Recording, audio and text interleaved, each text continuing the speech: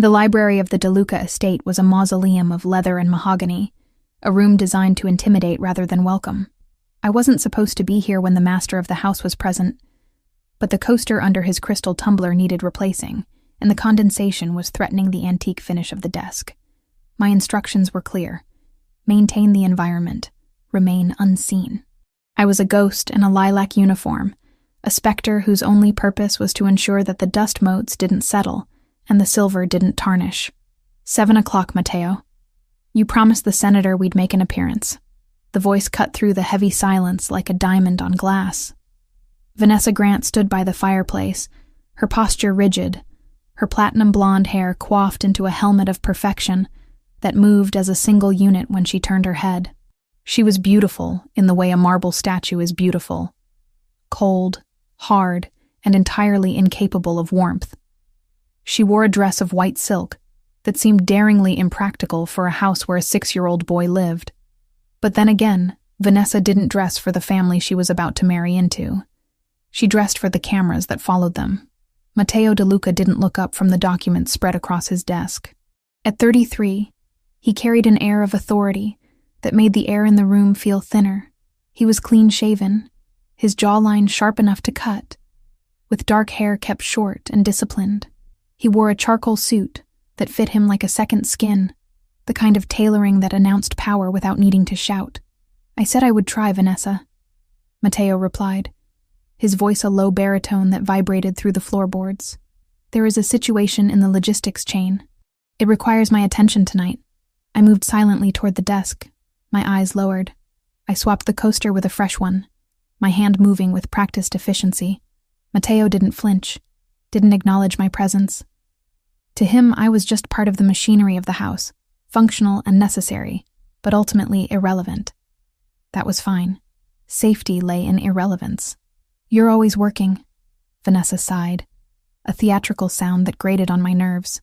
She moved toward him, placing a manicured hand on his shoulder. Leo needs a father, not a CEO. And I need a husband who isn't married to his phone. Matteo finally looked up. His eyes were dark, intense, and currently filled with a simmering exhaustion. Leo needs security. That is what I provide. Have you checked on him? Of course, Vanessa lied smoothly. I tightened my grip on the silver tray I was holding. She hadn't been upstairs since breakfast. He's playing in his room. I told him we'd go out for ice cream tomorrow if he behaves. Good. Matteo stood up, closing the file folder. He checked his watch, a piece of engineering that probably cost more than the house I grew up in. I have to meet the heads of the families. It's unavoidable. I'll be back late. He walked past her. And for a fleeting second, I saw the crack in Vanessa's porcelain mask. Her blue eyes narrowed, a flash of pure, unadulterated annoyance darting toward his retreating back. But as he turned at the door, the mask was back in place, replaced by a supportive, loving gaze. Drive safe, darling, she called out. Make sure Leo eats, Matteo commanded, looking at me for the first time. His gaze didn't linger. It was a directive issued to the room at large, knowing I would catch it. No sugar before bed. Yes, sir, I whispered, but he was already gone. The heavy oak door clicked shut, and the atmosphere in the room shifted instantly. The temperature seemed to drop 10 degrees. Vanessa dropped the loving act like a heavy coat. She walked over to the desk, picking up the tumbler of whiskey Matteo had left unfinished. She downed it in one swallow, her face twisting in a grimace. Useless, she muttered, slamming the glass down. She turned her glare on me. What are you staring at? Don't you have toilets to scrub? I was just clearing the desk, Ms. Grant, I said, keeping my voice neutral. Well, clear it faster. And get that mongrel out of the main hall. I can hear its claws on the parquet from here. The mongrel was Barnaby, a golden retriever puppy that Matteo had brought home 2 weeks ago in a desperate attempt to coax a smile out of his son. Leo, who hadn't spoken more than a whisper since his mother died, had latched onto the dog with a desperation that was heartbreaking to witness. Barnaby was the only thing that made the boy's eyes light up. Vanessa, naturally, hated the creature. She viewed it as a generator of filth and noise, an obstacle to the pristine, magazine-cover lifestyle she envisioned for herself as the future Mrs. DeLuca. I'll check on them right away, I said, bowing my head slightly before retreating. I hurried out of the library and up the grand staircase. The DeLuca mansion was a labyrinth of shadows and expensive art, a place that felt more like a museum than a home. I made my way to the west wing, where Leo's room was located. As I approached, I heard the soft sound of giggling. I pushed the door open gently.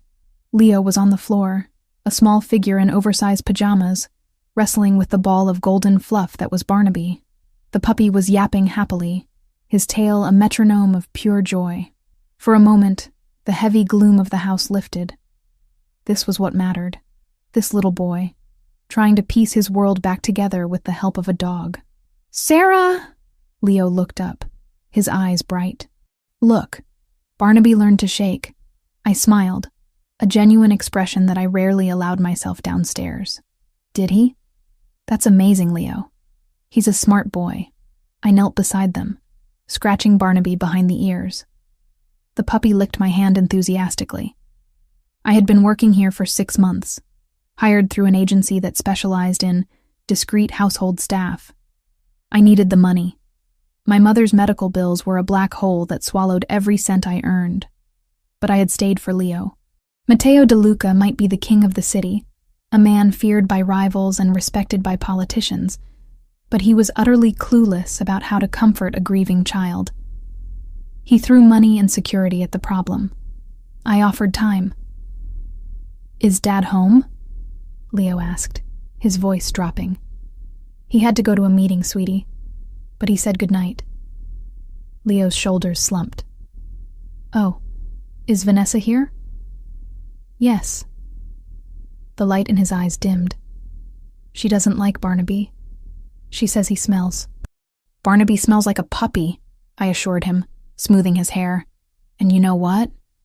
We're going to give him a bath tomorrow, so he'll smell like strawberries." Suddenly the door was thrown open.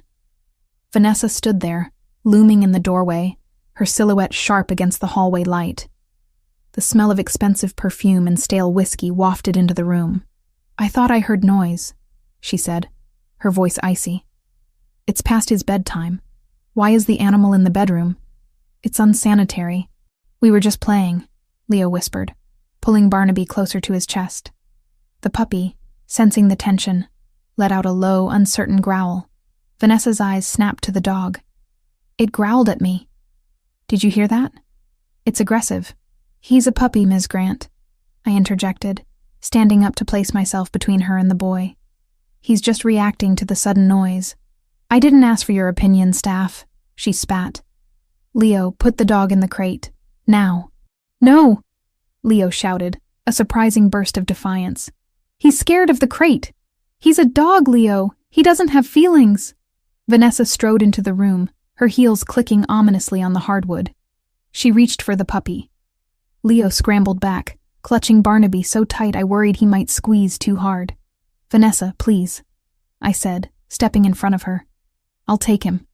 I'll take him to the kitchen and settle him down for the night. There's no need to upset Leo." She stopped, looking at me with pure disdain. Then a cruel smile curled her lips. "Fine. Take the beast out of my sight. If I hear one bark, one single yip, Sarah, you're fired, and the dog goes to the pound." "Understood." I turned to Leo, keeping my voice calm. "It's okay, Leo. Give me Barnaby. I'll make him a nice warm bed in the kitchen. You go to sleep, okay?" Leo looked at me, tears welling in his eyes. He trusted me. Reluctantly, he handed the puppy over. "Promise you won't let her hurt him?" "I promise," I whispered, a promise I intended to keep with my life if necessary. I took the puppy and hurried out of the room, feeling Vanessa's gaze burning into my back. I brought Barnaby down to the kitchen, a vast stainless steel space that felt more like a laboratory than a place where food was cooked. I set him down in his basket near the radiator. Outside, the weather had turned. Thunder rumbled in the distance, a low growl that shook the window panes. The rain had started to fall, lashing against the glass in sheets. I spent the next hour scrubbing the marble floors of the foyer, my ears straining for any sound from upstairs. Barnaby was quiet. The house settled into a heavy silence. I was on my hands and knees, polishing a scuff mark near the front door, when I heard the click of heels again. Vanessa was descending the stairs. She had changed into a silk robe, a glass of wine in her hand. She looked bored, agitated. She walked to the window and looked out at the storm. "Miserable weather," she commented, mostly to herself. Then she turned her head, her eyes landing on the kitchen door. "Is the beast quiet?" "Yes, Ms. Grant. He's sleeping." "Good." She paused, a wicked thought seemingly crossing her mind. "Actually, I think I left my phone in the solarium, the one near the garden entrance." The solarium was on the other side of the house. "I can get it for you." "No," she said sharply. "I'll get it. You missed a spot there." She pointed a manicured nail at a microscopic speck of dust on the baseboard. I scrubbed harder, keeping my head down. I heard her walk away, but she didn't go toward the solarium. She walked toward the kitchen. Panic flared in my chest. I stood up, wiping my hands on my apron. "Ms. Grant?" I followed her. I reached the kitchen doorway just in time to see her standing over Barnaby's basket. The puppy was awake, wagging his tail, thinking she was there to play. "Disgusting thing," she sneered. She reached down and grabbed the puppy by the scruff of his neck. Barnaby yelped, a high-pitched sound of pain and confusion. "Ms. Grant, stop!" I forgot my place. I forgot the rules. "You're hurting him." She spun around, holding the squirming puppy in the air like a contaminated rag. It woke me up. I heard it breathing. "It's annoying." "He was asleep. Put him down." "I will," she said, her eyes gleaming with malice. "Outside. It's a storm out there. He's 10 weeks old. Then he'll learn to be tough, or he won't." She marched toward the back door, the one that led to the service entrance and the long driveway. "Vanessa, please. Mateo will be furious." I chased after her, grabbing her arm. It was a reflex, a desperate attempt to stop cruelty. She slapped me. It was a sharp, stinging blow across the cheek that made my eyes water. "Don't you dare touch me, you filthy little servant. You want to save the dog? Then go fetch." She opened the heavy service door. The wind howled into the kitchen, bringing a spray of freezing rain. Without a moment's hesitation, she threw Barnaby. She didn't just put him out. She hurled him into the dark, wet night. The puppy landed on the wet pavement with a sickening thud and immediately scrambled up, terrified, running blindly into the dark. "No!" I screamed. "Oops," Vanessa smirked, dusting off her hands. "Looks like he ran away. Mateo will be so sad." From the top of the stairs I heard a scream. "Barnaby!" Leo was at the window on the second floor. He must have been watching, pressing his face against the glass, waiting for his father. Instead, he saw his stepmother throw his best friend into a hurricane. I didn't think. I didn't look at Vanessa. I didn't grab a coat. I ran. I bolted out the door into the storm. The cold was a physical shock, like plunging into ice water. The wind tore at my uniform, soaking it instantly. The rain was blinding, a wall of water that obscured everything. "Barnaby! Barnaby!" I shouted, my voice snatched away by the wind. I squinted into the darkness. The driveway was long, winding down to the main electric gates which opened to the busy coastal road. If the puppy ran that way, I saw a flash of golden fur near the hedges. He was running toward the lights of the street, confused and terrified. The gate sensor was broken. It sometimes stayed open too long after a car left. If Mateo had left recently, it might still be ajar. I sprinted. My shoes, thin loafers meant for indoor silence, slipped on the wet cobblestones. I nearly fell, scraping my hand against the rough stone of a planter, but I pushed myself up and kept running. My lungs burned. The rain plastered my hair to my face, blinding me. "Barnaby, come here. Here, boy." He didn't hear me. The thunder clapped overhead, a sound like a bomb going off. The puppy yelped and bolted straight for the gap in the iron gates. He was on the road. The coastal road was treacherous at night, even without a storm. Cars sped around the curves, their drivers blinded by the rain. I reached the gate, my chest heaving, just in time to see the puppy cowering in the middle of the asphalt, frozen by the twin beams of light coming around the bend. A delivery truck. It was moving too fast. The driver couldn't see the small animal in the deluge. Calculations flashed through my mind in a millisecond. Distance, speed, impact. There was no time to call him. No time to grab him and jump back. I launched myself. I dove onto the wet asphalt, my body a projectile of desperation. I hit the ground hard, the road tearing at the skin of my arms and knees. My hands found the wet fur of the puppy, and I curled my body around him, pulling him into my chest, tucking my head down, making myself the barrier between him and the world. I heard the screech of tires, the horrible grinding sound of rubber fighting against momentum on a slick surface. The horn blared, a deafening trumpet of warning that came too late. Something hit me. It wasn't the grill of the truck, thank God. It was the bumper clipping my leg as the driver swerved at the last second. The force spun me around on the pavement like a rag doll. Pain exploded in my ankle, a white-hot, sickening snap that vibrated up my shin. My head cracked against the tarmac, and the world went fuzzy at the edges. I rolled to a stop in the gravel on the shoulder of the road. I gasped for air, inhaling water and grit. My entire body throbbed. The rain felt heavier now, like stones falling from the sky. But in my arms I felt a heartbeat. A rapid, frantic fluttering. Barnaby whimpered, licking the underside of my chin. He was safe. I tried to sit up, but the world tilted dangerously. My ankle was on fire. I collapsed back onto the wet ground, clutching the dog. Through the curtain of rain, I saw beams of light cut through the darkness. Not the truck. It had skidded to a halt further down the road. These lights were coming from the other direction, from the road leading back to the house. Mateo must have barely cleared the gates before he turned back, because something had tripped the perimeter, and he never ignored a warning. A sleek black car purred to a stop just feet away from me. The engine idled, a low, predatory growl that I recognized instantly. The driver's door opened. Expensive leather shoes hit a puddle, splashing mud. I lifted my head, blinking against the glare of the headlights. I must have looked like a nightmare, soaked, bleeding, covered in mud, curled around a wet dog on the side of a highway. Matteo De Luca stood there. He didn't have an umbrella. The rain immediately soaked his suit, plastering the expensive fabric to his broad shoulders. He looked at me, his expression unreadable in the harsh backlighting of the car. Then he looked past me, toward the house. I followed his gaze, craning my neck painfully. Up on the porch of the mansion, illuminated by the warm, golden lights of the entryway, stood Vanessa. She was dry. She was holding her glass of wine, and even from this distance I could see she was smiling. The contrast was violent. The woman he was going to marry, safe and cruel in her ivory tower, and the servant he barely knew, bleeding in the gutter to save the one thing his son loved. Matteo looked back at me. His eyes were dark voids, terrifyingly empty of their usual composure.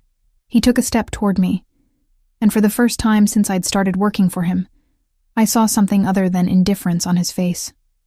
I saw shock, and beneath the shock, a dawning, terrible fury. I tried to speak, to apologize for the scene, for being on the ground, for the trouble. I got him, I rasped, my voice weak. He's okay. My head fell back against the gravel. The last thing I saw before the pain pulled me under was Matteo De Luca, falling to his knees in the mud beside me, his hands reaching out not like a boss reaching for an employee, but like a man reaching for a lifeline. The rain washed the blood from my arm onto his pristine cuffs, staining them irrevocably. The line had been drawn. The masquerade was over, and as the darkness encroached, I knew that tomorrow, the house on the hill would be a war zone. The world was a blur of rain and pain, anchored only by the unyielding grip of the arms that held me. I was being lifted, pulled from the cold gravel and the mud, pressed against a chest that felt as solid as the stone walls of the estate. The scent of expensive cologne mixed with the metallic tang of blood and the earthy smell of wet soil. I tried to pull away, conscious of the filth covering my uniform, the grime that was now smearing onto a suit worth more than my life's earnings. "Sir, your clothes," I mumbled, the words slurring slightly as shock began to set in. "I'm dirty." "Quiet," Matteo De Luca commanded. His voice wasn't raised, but it carried a vibration that silenced me instantly. It wasn't a suggestion. It was an order. He didn't take me to the car. We were close enough to the house that he simply carried me, striding up the winding driveway with a terrifying purpose. I held Barnaby against me with one arm, the puppy shivering violently, burying his wet nose into the crook of my neck. Mateo's stride was long and even, unaffected by my weight or the storm raging around us. I looked up at his jaw, set tight and hard, a muscle feathering near his ear. He looked like a statue carved from granite, animated only by a cold, burning rage. We reached the front porch. The heavy oak doors were thrown open, revealing the warm, golden glow of the foyer. The contrast was blinding. Inside, everything was pristine, silent, and safe. Outside, we were creatures of the storm. Vanessa was waiting in the center of the hall. She held a crystal glass of red wine, her fingers relaxed around the stem. She looked at us. Mateo, soaked and muddy, carrying the bleeding maid and the wet dog, and her expression didn't shift into concern. It shifted into distaste. She curled her lip, taking a small step back to avoid any potential splatter of mud on her silk robe. "Finally," she drawled, swirling the wine. "I was wondering when you'd come back to clean up this mess. Look at the floor, Mateo. It's Italian marble. Bloodstains are notoriously difficult to remove from porous stone." Mateo didn't stop. He walked past her as if she were a piece of furniture, carrying me into the living room. He kicked the door open with his foot and gently lowered me onto the white leather sofa. I flinched, trying to hover above the material. The sofa. I gasped, pain shooting up my leg as I tried to shift my weight. "I'll ruin it. Let it ruin," Mateo said, his voice low and rough. He crouched beside me, his hands hovering over my ankle, which was already swelling to the size of a grapefruit, the skin turning a sickening shade of purple and blue. He looked at the raw abrasions on my arms, the blood mixing with the rainwater dripping from my hair. Then he looked at the puppy, who was whimpering softly in my lap. He touched Barnaby's head, a gentle stroke with his thumb, before turning his gaze back to the hallway where Vanessa stood. She had followed us, leaning against the doorframe, looking bored. "Honestly, Mateo," she sighed, "it's just a dog, and she's just staff. You're acting like I committed a war crime. I put the animal outside. It's an animal. That's where they belong." Mateo stood up. The movement was slow, deliberate, and terrifying. He turned to face her. He didn't shout. He didn't throw anything. He simply looked at her with eyes that were absolute voids. The air in the room seemed to vanish, sucked out by the sheer intensity of his presence. "You threw my son's dog into a storm," Mateo stated. It wasn't a question. It was a summation of facts.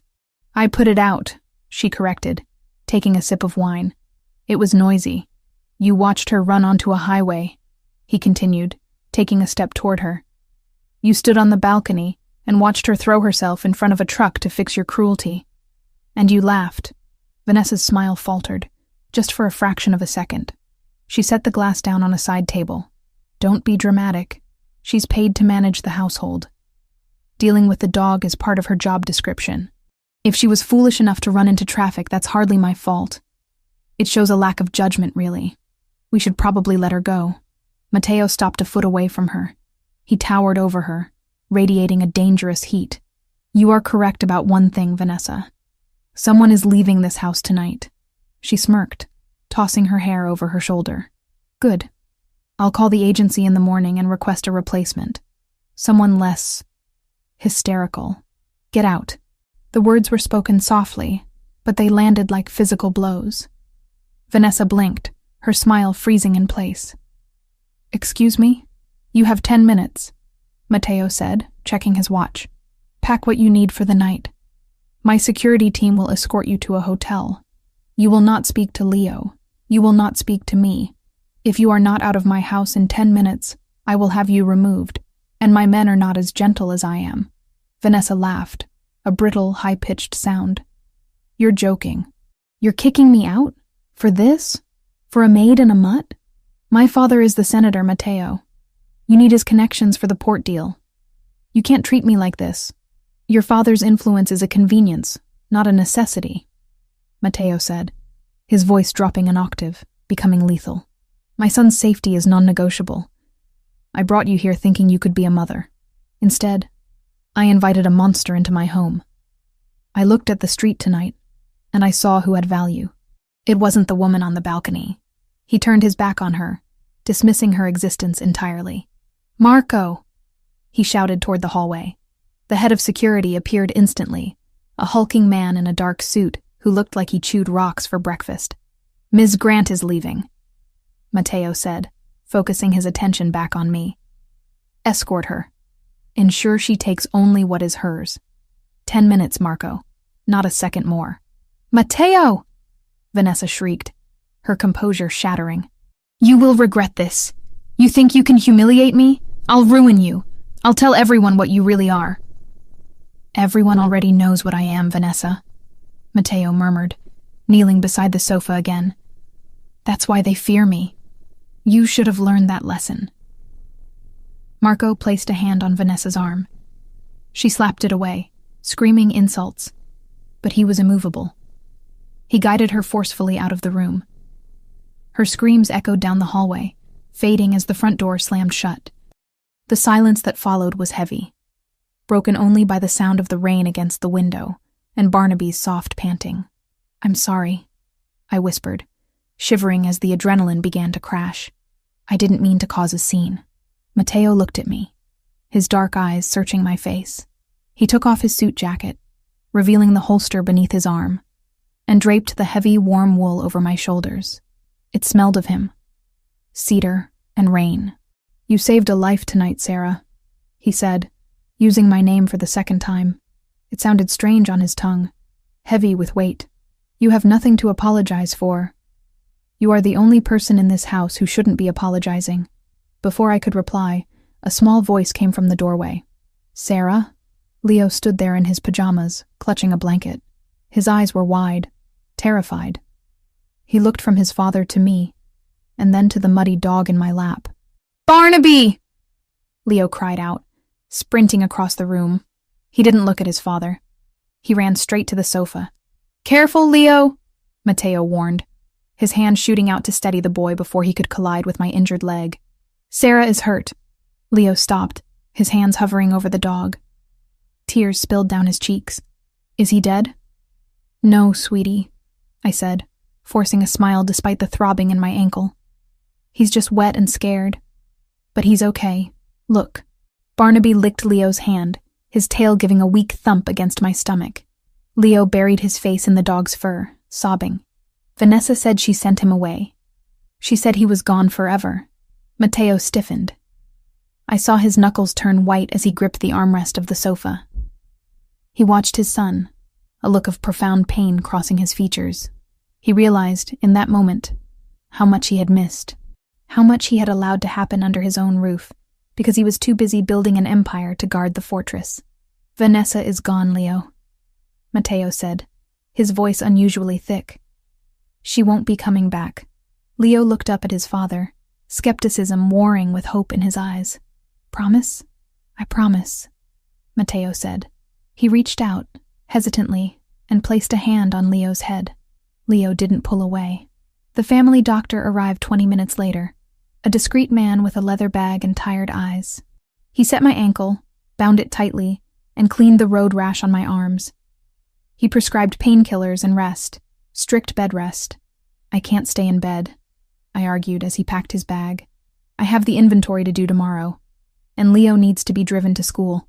You are not driving anywhere, Matteo said from the doorway. He had changed into a fresh black shirt and trousers, but he still looked weary. And you are not working. You are on paid leave until that ankle heals.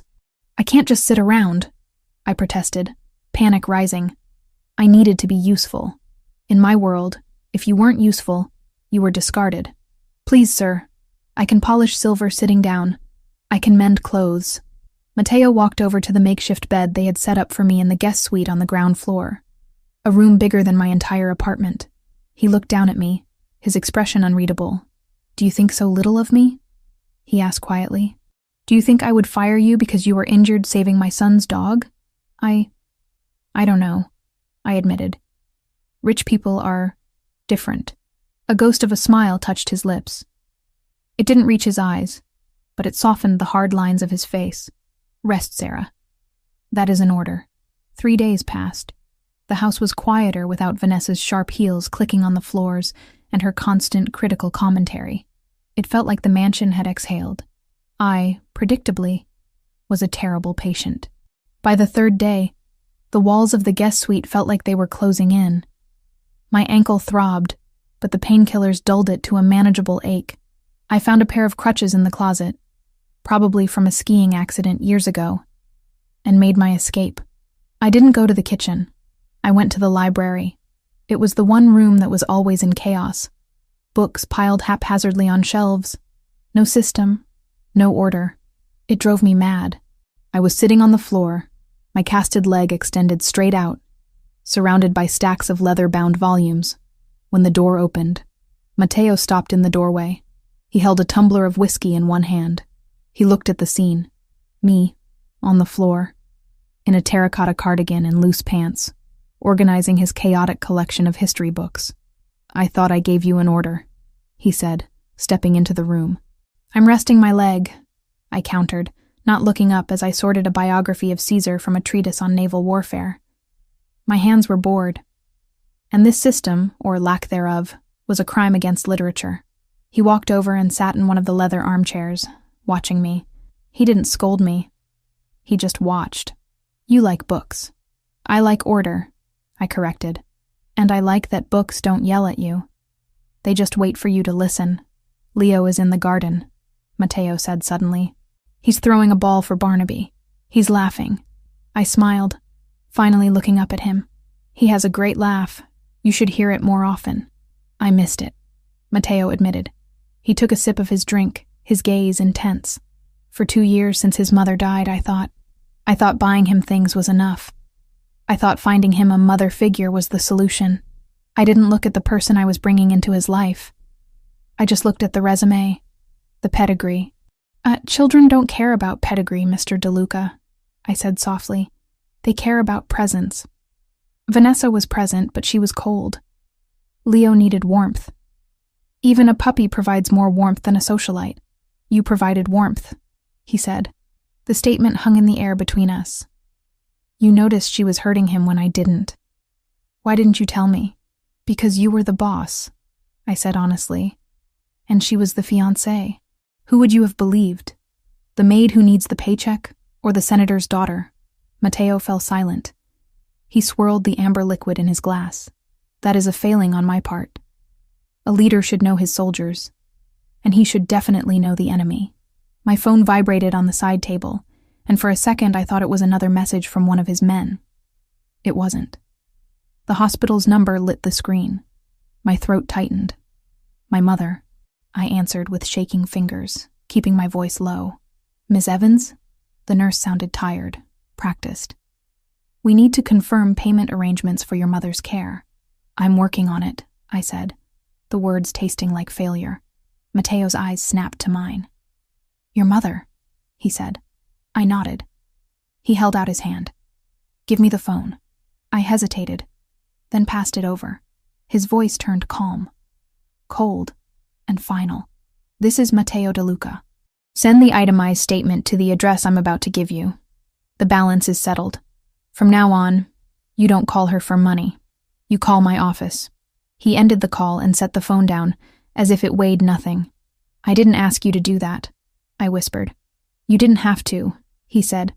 "Your mother is not leverage, and you are not a debt ledger. Not anymore."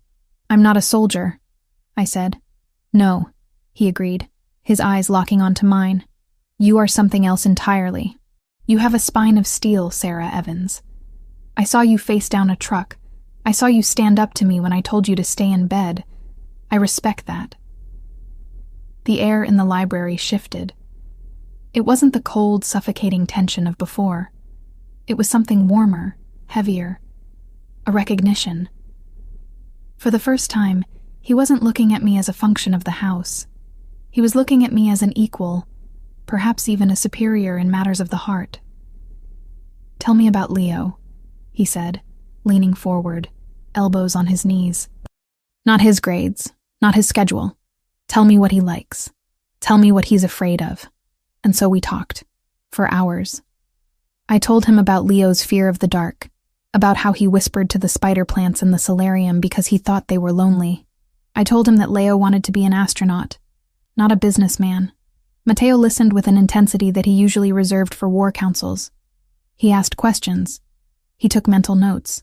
By the time the grandfather clock chimed midnight, the dynamic of the house had fundamentally shifted.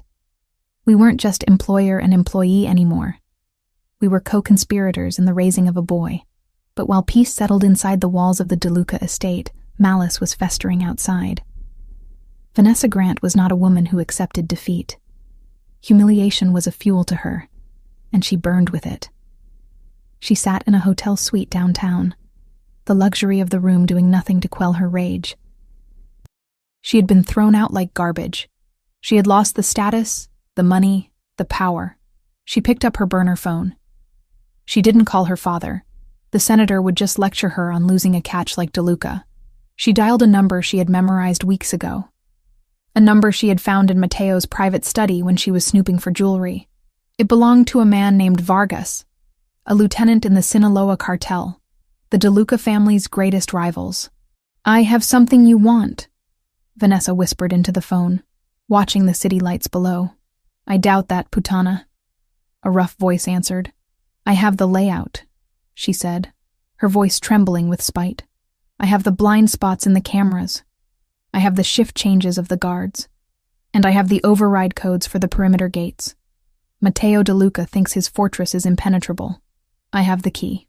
There was a silence on the other end. Then, a low chuckle. "What do you want?" "I want him to hurt," she hissed. "I want him to lose what he loves most. Burn it all down." Back at the mansion, 2 days later, the atmosphere was deceptively calm.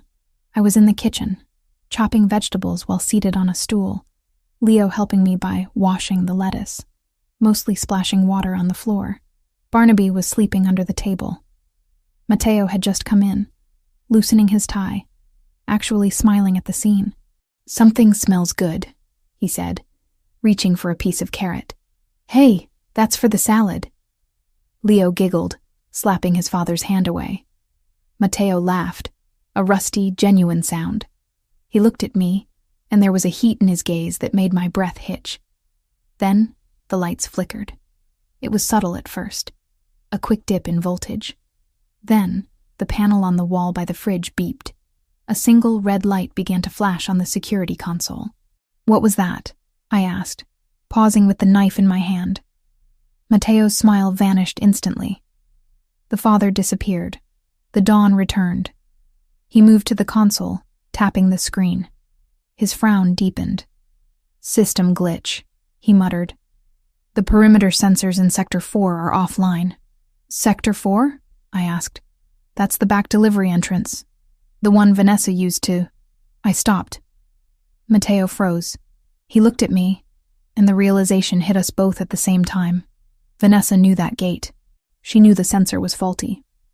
"Get Leo," Matteo said, his voice dropping to a calm, terrifying command. "Go to the library. Stay away from the windows." "Matteo?" "Now, Sarah." He drew his phone from his pocket, dialing Marco as he strode toward the gun safe concealed in the pantry. "We have a breach. Sector 4. It's not a glitch." The peace was over. The rupture had healed the family inside, but it had opened the gates to the wolves outside, and they were hungry. The phone on the kitchen island vibrated, a harsh, buzzing insect sound that sliced through the lingering tension of the flickering lights. The screen lit up with a name that made the blood drain from Matteo's face. Dante, his second in command. It was late. Dante never called this late, unless the world was ending. Matteo answered, pressing the phone to his ear with a force that whitened his knuckles. He turned away from me, his body language shifting from the domestic warmth of a father to the rigid, coiled violence of a Don. I watched his back muscles tense under his shirt. "Report," he barked.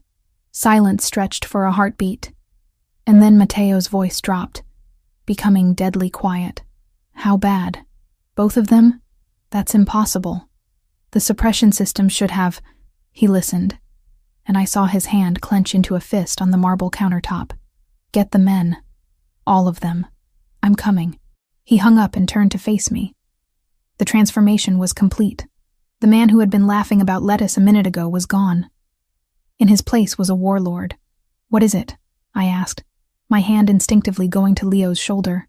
"The warehouses at the docks," Matteo said, his voice devoid of emotion, which was far more terrifying than if he had shouted. "There was an explosion, a coordinated strike. We've lost the shipment, but worse, the fire is spreading to the main armory. It's a declaration of war. Is it Vanessa?" I whispered. "This is too big for Vanessa." Matteo shook his head, checking the magazine of his pistol with practiced ease. "This is military grade. It's the Sinaloa cartel. They've decided to make a move on the territory while they think I'm distracted with domestic issues." He looked at the security panel on the wall. The red light that had flashed earlier had turned a steady, reassuring green. The glitch earlier. It must have been a power surge from the city grid when the explosion hit. "The system is reading clear now. Green across the board." He was rationalizing it. The logic was sound. A massive explosion miles away could disrupt the power grid. It made sense. And he had to go. If he lost the docks, he lost his leverage, his income, and the respect that kept his family alive. He couldn't hide in his house while his empire burned. That was how empires fell. "I have to go," he said, walking over to us. He knelt in front of Leo. "Leo, listen to me. I have to go to work for a little while. I need you to be the man of the house. Can you do that?" Leo nodded, though his eyes were wide with fear. "Are the bad men coming?" "No," Matteo lied smoothly, stroking his son's hair. "I am going to the bad men so they never come here. You are safe. This house is a fortress." He stood up and looked at me. He grabbed my arm, pulling me slightly away from Leo. His grip was firm, urgent. He reached into the waistband of his trousers, pulled out a spare magazine, and then reached into a hidden holster at his ankle to produce a compact, matte black handgun. He pressed it into my hand. It was heavy, cold, and terrified me. "Do you know how to use this?" he asked, his dark eyes boring into mine. I grew up in a bad neighborhood, Matteo, but I've never... Safety is here." He flicked a switch with his thumb, guiding my hand. "Point. Squeeze. Do not hesitate. If anyone who isn't me or Marco walks through that door, you shoot until the gun is empty. Do you understand?" "Yes," I breathed, my fingers curling around the textured grip. "Marco stays here with the perimeter team," Matteo said, glancing at the windows. "I'm taking the assault team to the docks, but I'm leaving 6 men on the grounds. The system is green. The shutters are steel. You are safe here. I will be back before dawn." He looked at me for a second longer, a fierce intensity in his gaze that felt like a physical touch. He wanted to say something else. I could see it in the hesitation of his lips, but the soldier won out. He turned and strode out of the kitchen.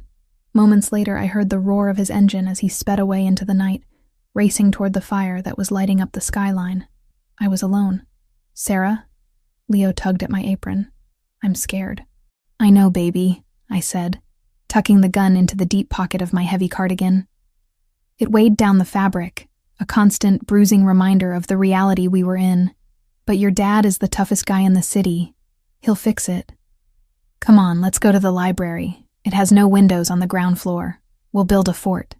We moved to the library. I tried to keep the mood light, pulling cushions off the sofas to build a barricade, but my ears were straining against the silence. The house felt too big. The shadows in the corners seemed to stretch and twist.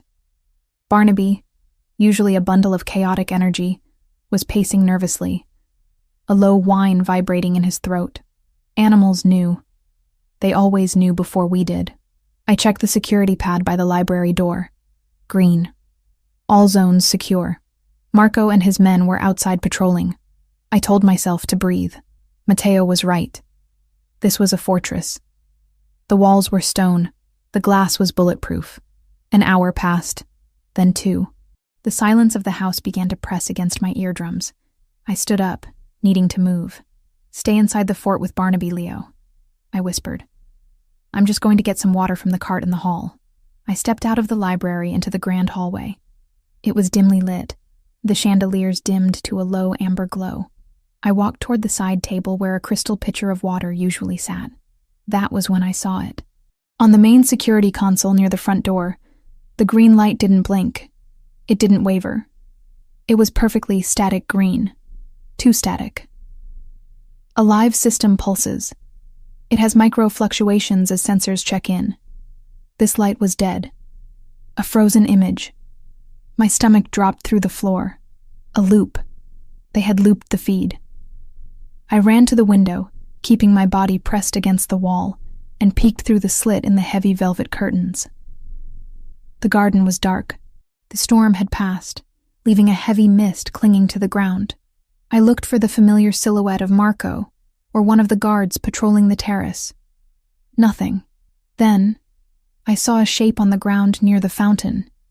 It wasn't a rock. It was a man. He was lying face down, motionless. The breath caught in my throat, choking me. They were already here. The glitch hadn't been a power surge. It had been a test. A handshake between Vanessa's stolen codes and the cartel's hackers. They had disabled the alarm, killed the perimeter guards silently, and now they were inside the wire. I didn't scream. Screaming was for victims. I turned and sprinted back to the library, my socks sliding on the polished wood. "Leo," I hissed, bursting into the room. Leo looked up from his coloring book, sensing the change in my energy instantly. "Sarah? Game time," I said, grabbing his arm and hauling him up. "We're playing the quiet game, the super quiet game. Grab Barnaby. Do not let him bark. Are the bad men here?" Leo's voice trembled. "Yes," I said. I wasn't going to lie to him. Lying would get us killed. He needed to know the stakes, so he would obey instantly. "We have to move. Now." I didn't go for the front door. I didn't go for the back door. I went to the bookshelf in the corner, the one housing the encyclopedias. Mateo had shown me this during our long night of talking. A servant's passage that dated back to the original construction of the house in the 1920s. It wasn't a high-tech panic room entrance. It was a narrow, dusty corridor, used for moving coal and ice without disturbing the guests. I pulled the false spine of the volume marked MN. A click echoed, and the panel swung inward. A draft of cold, stale air hit us. "In," I ordered. Leo scrambled inside, clutching the puppy. I followed, pulling the bookshelf closed behind us just as I heard the front door of the mansion burst open. It wasn't a stealth entry anymore. It was a breach. Heavy boots slammed against the marble of the foyer. Voices, harsh and foreign, echoed off the high ceilings. "Clear the ground floor! Find the boy! The woman is expendable!" The voice was rough, accented. Not Marco. We were in the walls. The passage was narrow, barely wide enough for my shoulders. It smelled of dry rot and old brick. It was pitch black. I pulled out my phone, shielding the screen with my hand, to allow only a sliver of light. "Hold my shirt, Leo," I whispered. "Keep moving." We crept through the dark. I knew this passage led to the kitchens, and more importantly, to the wine cellar. Mateo's true panic room wasn't the master bedroom. It was a reinforced vault behind the vintage reserves in the cellar. We reached a small grate that looked out into the main hallway. I paused, peering through the metal slats. 3 men were moving tactically through the hall. They wore black tactical gear, balaclavas, and carried assault rifles with suppressors. They weren't street thugs. These were professionals, mercenaries. "Check the library," one of them signaled. They kicked the library door open, the door we had just left 30 seconds ago. I heard the crash of furniture being overturned. "Clear!" a voice shouted. "Warm! They were just here. Fan out. Check the bedrooms. Check the closets. If it breathes, shoot it. Except the boy. The boss wants the boy alive for leverage." I felt a cold sweat trickle down my spine. They were hunting us like rabbits. "Keep moving," I breathed to Leo, pushing him gently forward. We descended a narrow, spiraling wooden staircase that groaned softly under our weight. I winced at every creak, praying the sound wouldn't carry through the walls. We reached the basement level. The service tunnel opened up behind a heavy oak cupboard in the pantry. I pushed the back of the cupboard open, The kitchen was dark, illuminated only by the moonlight filtering through the high windows. It was quiet here. "Okay," I whispered, crouching down to Leo's level. "Listen to me carefully. The wine cellar is through that door. Remember the code Daddy taught you? The one for the special room?" Leo nodded, tears streaming down his face. "Variable 1, 9. That's it. Variable 1, 9, 8, 4. Okay? You are going to run to the cellar. You are going to type that in. The wall will open. You go inside with Barnaby and you press the green button to close it. And you do not open it. Not for anyone. Not even for me. Only for your dad. Do you understand? But you're coming too." Leo grabbed my hand, his small fingers digging into my palm. "Sarah, come too." I looked at the distance.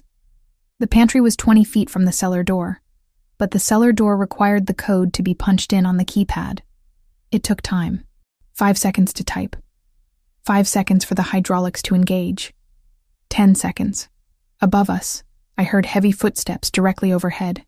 They were in the kitchen hallway. They were coming down. If we both ran, we might make it. But if they saw the cellar door closing, they would have the location. They would bring drills. They would bring explosives. A panic room is only a coffin if the enemy has time to work on it. I needed them to look away. I needed them to chase a ghost while the boy disappeared. "I have to lock the door behind you," I lied, my heart breaking as I looked into his terrified eyes. "I'll be right behind you. I just have to secure the latch. Promise?" "I promise I will always protect you," I said. It wasn't the promise he asked for, but it was the only one I could keep. I kissed his forehead. "Go. Run." Quietly, I pushed him. Leo sprinted across the kitchen floor, his socks silent on the tiles. Barnaby trotted beside him, sensing the urgency. I watched from the shadows of the pantry. Leo reached the keypad. His small fingers trembled as he punched in the numbers. Beep, beep, beep. The sound seemed deafening in the silence. Above, the footsteps stopped. "Did you hear that?" A voice growled from the top of the stairs. "Kitchen, movement." Leo hit the last number.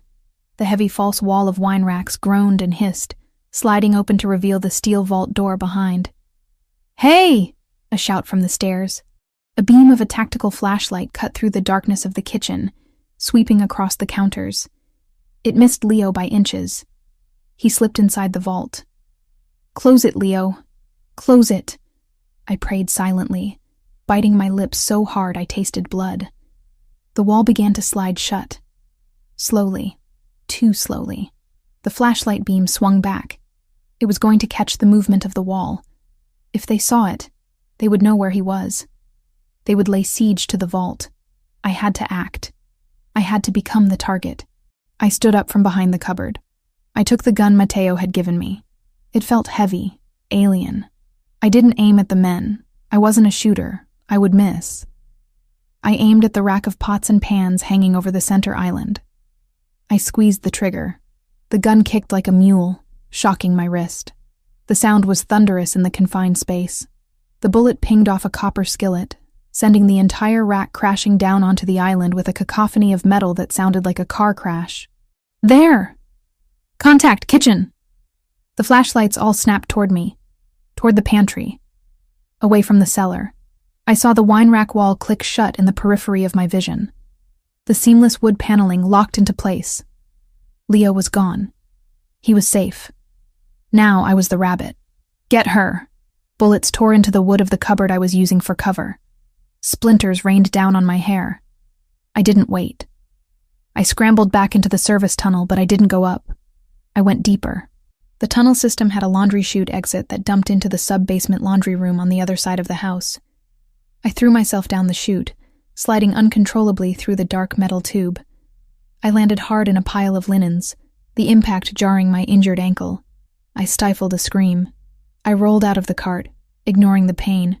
I was in the laundry room. East wing. She's in the walls. Cut her off at the service exit. They were communicating. They were coordinating. I scrambled to my feet, limping heavily. I couldn't stay here. I had to keep them moving. I had to keep them focused on me, and away from the wine cellar. Every minute I kept them chasing me was a minute Matteo got closer to coming home. I ran into the east corridor. I grabbed a heavy vase from a side table and smashed it against the floor. Crash. "Over here!" I screamed, my voice raw. "Come and get me!" I heard the boots pounding on the floorboards above. They were swarming. I wasn't a soldier. I wasn't a spy. I was a maid, but I knew this house. I knew that the floorboard on the third step of the east staircase creaked. I knew that the door to the conservatory stuck if you didn't lift the handle. I knew that the laundry chemicals were stored in the utility closet under the stairs. I made it to the kitchen utility closet just as the first mercenary burst through the double doors at the end of the hall. He saw me. He raised his rifle. I dove into the closet, slamming the door and locking it. Bullets shredded the wood, punching holes of light through the doorframe. I huddled on the floor, surrounded by bleach and ammonia. I looked at the chemicals. Matteo had told me to shoot until the gun was empty, but a gun was just a tool. A household had 1,000 tools if you knew how to use them. I grabbed a bottle of ammonia and a bottle of bleach. I knew enough chemistry to know you shouldn't mix them in a bucket because it created chloramine gas. Deadly, choking gas. Perfect. I crawled toward the ventilation duct at the back of the closet. It connected to the main HVAC system. If I could get into the vents, I could move. And if I left a surprise behind, I poured the bleach onto a rag on the floor. I opened the ammonia bottle and set it precariously on the edge of the shelf, tied with a string to the doorknob. When they kicked the door in, the bottle would fall. The liquids would mix. The cloud would hit them in the face. It wouldn't kill them instantly, but it would buy me time. I unscrewed the vent cover, my fingernails tearing against the metal. The gunfire stopped. "Breaching charges," a voice yelled. They were going to blow the door. I squeezed into the vent, dragging my bad leg behind me. It was tight, claustrophobic, and filled with dust. I pulled the grate back into place just as a deafening boom shook the walls. The door disintegrated. I heard coughing immediately, retched, wet coughing. "Gas! Clear out! Clear out!" I crawled through the dark metal tunnel, tears of pain and dust streaming down my face. I was alive. Leo was safe. And the wolves were confused, but I knew I couldn't hide forever. The house was big, but the vents were a trap if they figured out where I was. I had to get to the roof, or the garage. I reached a junction in the ductwork. Left went to the master bedroom. Right went to the garage. I went right. I crawled for what felt like miles. My knees were bleeding. My ankle was a throbbing pulse of agony that made my vision swim. I reached the vent above the garage. I peered through the slats. 3 more mercenaries were standing by the cars. They were checking under the chassis, looking for me? No. They were planting explosives. They were rigging the escape vehicles. They wanted to make sure no one left. I couldn't drop down there. I was trapped. Then, my phone vibrated in my pocket. A single buzz. I pulled it out, shielding the light. A text from Matteo. "Warehouse secured. False alarm. On my way back. ETA 8 minutes. Status? False alarm." The words should have calmed me, but they did the opposite. If it was a false alarm, it meant someone had tried to pull him away from home. A decoy, a diversion, a spark meant to lure the lion from his den. He'd handled it and turned around. But he was coming back expecting green lights and loyal walls, and the walls had already been breached. 8 minutes. I looked down at the men planting bombs. If Matteo drove into the driveway, they would ambush him. He was expecting a secure home. He was expecting the green light. He didn't know the house had fallen. I couldn't just hide and wait for rescue. I had to warn him, or I had to clear the landing zone. I texted back, my fingers shaking so hard I could barely type. Ambush. House taken. Leo safe in vault. I am trapped. Do not come in front door. I hit send. The message status spun. Sending. Then it turned red. Not delivered. The mercenaries had a jammer. Of course they did. They had cut the cell signals. I was on my own. Matteo was driving into a trap. Leo was locked in a box. and I was in a vent with half a magazine of ammo and a twisted ankle. I looked down at the garage again. There was a red jerry can of gasoline on the workbench, near where the men were standing. I looked at the gun in my hand. I remembered Mateo's voice. Point.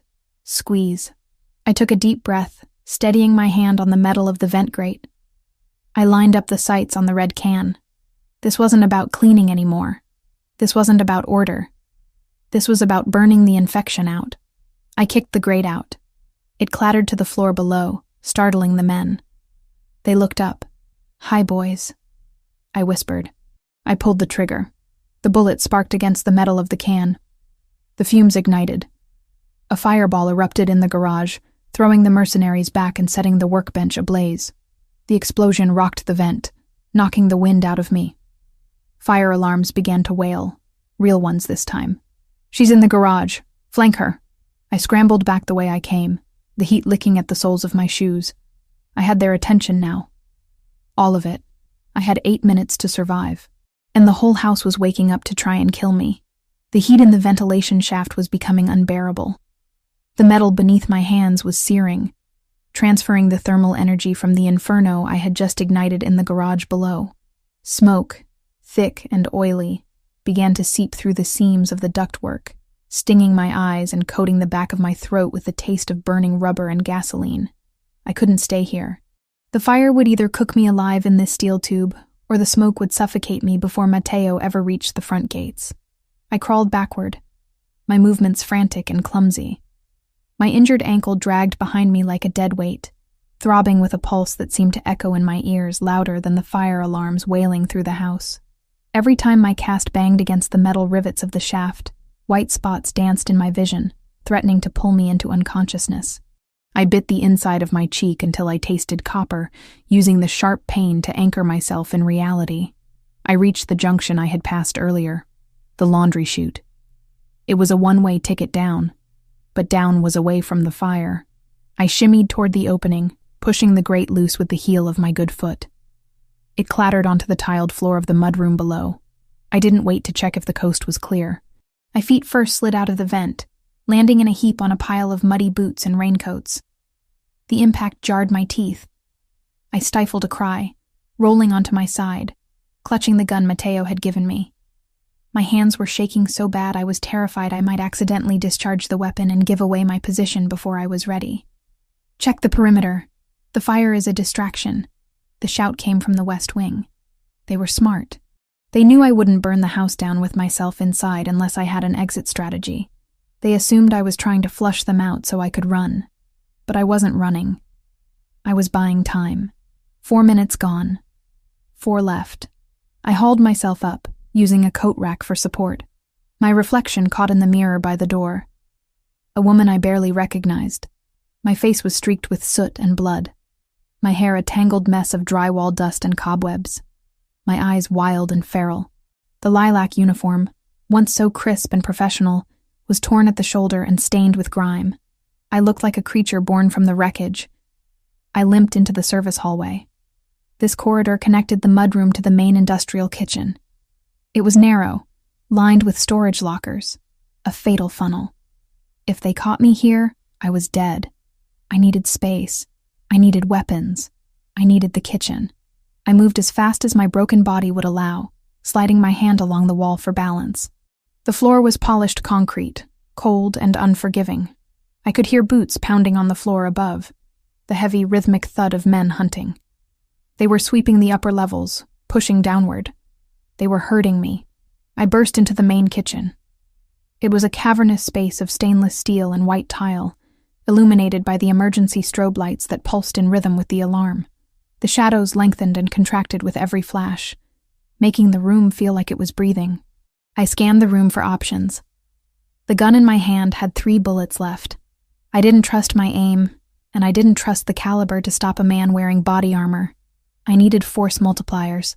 I holstered the gun in my pocket and grabbed a heavy commercial-grade fire extinguisher from the wall bracket. I pulled the pin. Then I moved to the prep station. A magnetic strip on the wall held the chef's knives.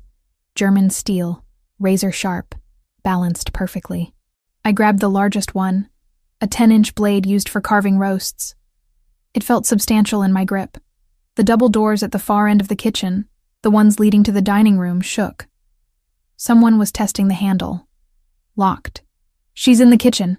Breaching." I didn't hide. Hiding was for people who expected to be found. I was preparing an ambush. I positioned myself behind the heavy stainless steel island, crouching low, the fire extinguisher in my left hand, the knife in my right. The doors exploded inward. Wood splinters sprayed across the room like shrapnel. 2 men entered, moving with the synchronized fluidity of a tactical team. They swept the room with their rifle lights, the beams cutting through the dust in the air. "Clear left," one barked. "Clear right," the other responded. They moved past the island. They hadn't checked behind it yet. They assumed I was cowering in the pantry or the walk-in freezer. I waited until the second man was parallel to my position. I stood up. I didn't yell.